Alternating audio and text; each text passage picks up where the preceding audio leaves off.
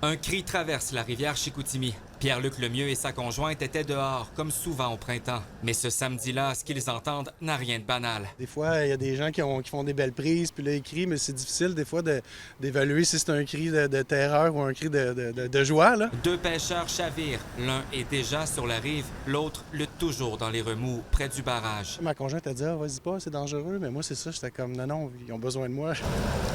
Formé en sauvetage, Pierre-Luc saute dans son kayak. Il traverse les remous malgré les risques. J'ai vu qu'il y avait une petite face qui sortait hors de l'eau puis des petites mains. Puis l'homme était presque inconscient, là. Il était gris. Il disait faiblement « Je vais mourir, je vais mourir ».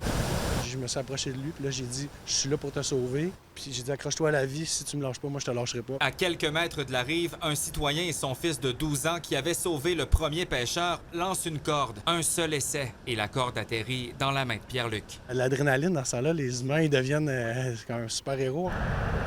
L'homme est sauvé, presque inconscient, en hypothermie, mais vivant. J'ai dit, on a réussi. Moi, j'étais super content, là. Et c'est ici, à quelques mètres du barrage Portage des Roches, que Pierre-Luc a réussi à le ramener. Il ne se dit pas héros, il était tout simplement au bon endroit, au bon moment. Le soir même, des images lui reviennent. Les cris, la couleur de la peau, mais surtout les derniers mots de l'homme qui l'a sauvé. Il m'a marmonné un petit merci. Il a même pas ouvert les yeux, là. C'est ça, il était comme plus là. Puis, fait que ça a été...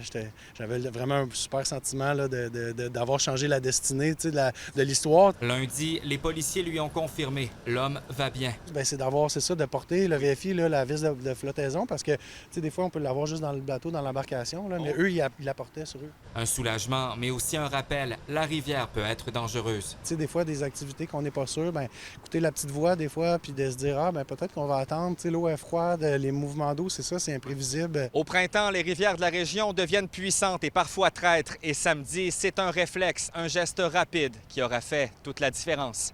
Alex Martin, TVA Nouvelles, Saguenay.